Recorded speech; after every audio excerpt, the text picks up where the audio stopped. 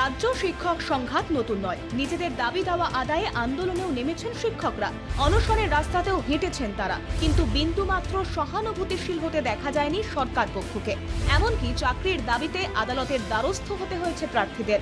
আর যারা চাকরিতে রয়েছেন সেই স্কুলের শিক্ষকরা শেষে কিনা করবেন সরকারি প্রকল্পের প্রচার। মন্ত্রী ফিরহাদ হাকিমের এমন মন্তব্যের পর আটকে উঠেছেন অনেকেই। ৬৬টা প্রকল্প, সেটা একটা বুকলেট করেছে। এটা বাড়ি বাড়ি গিয়ে বা কে কী প্রকল্প পেতে পারেন, কোন প্রকল্পে কীভাবে অ্যাপ্লাই করবেন, এগুলো নিয়ে বাড়ি বাড়ি গিয়ে ওরা বোঝাবে। আজ থেকে শুরু হলো, এদের সব বেশিরভাগই মাস্টারমশাই। মন্ত্রীর এমন ঘোষণার পর ক্ষোভ উগরে দিয়েছেন আন্দোলনকারী। যেখানে বেকার যুবক যুবতীরা চাকরি পাচ্ছে না, পিটিটিআইরা অসহায়, তারা পাস করে বসে আছে, তাদের নিয়ে মুখ্যমন্ত্রী বিভিন্ন সময়ে আন্দোলন করে, তাদের আন্দোলনকে সহযোগিতা করে উনি ক্ষমতায় এসেছেন, কিন্তু ক্ষমতায় এসে ওনাদের কথা ভুলে গেছেন।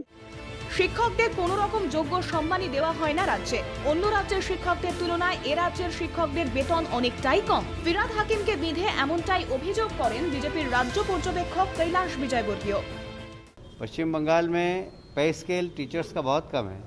टीचर्स का शोषण हो रहा है और जिनका शोषण हो रहा है उनको लेकर फिरहाद हकीम जनता के बीच में गए। जनता ने उनको नकारा, जनता ने उनको जवाब दिया, जनता ने उनको हुट किया। तो अब बहुत ही साफ है कि ममता जी की सरकार की उल्टी गिनती प्रारंभ होगी। মমতা কি সবাইকে তৃণমূলের ক্যাডার মনে করে? ডিসেম্বর মাস গেলে কেউ দিদিমণির কথা শুনবে না, মন্তব্য করেন দিলীপ ঘোষ। উনি ইলেকশনের সময় বলেছিলেন যারা সবুজ সাথী সাইকেল পেয়েছেন সেই মেয়েদের তার পরিবারের লোককে বেরোতে হবে। এখন বলুন যাকে 2 টাকাগুলো চাল দিয়েছে তাকেও ইলেকশনে বেরোতে হবে, টিচারদের বেরোতে। সবাইকে কোন টিএমসির ক্যাডার মনে করেন নাকি? আদর্শ সমাজ গঠনের গুরু দায়িত্ব শিক্ষকদের, অত্যন্ত শ্রদ্ধার পেশা।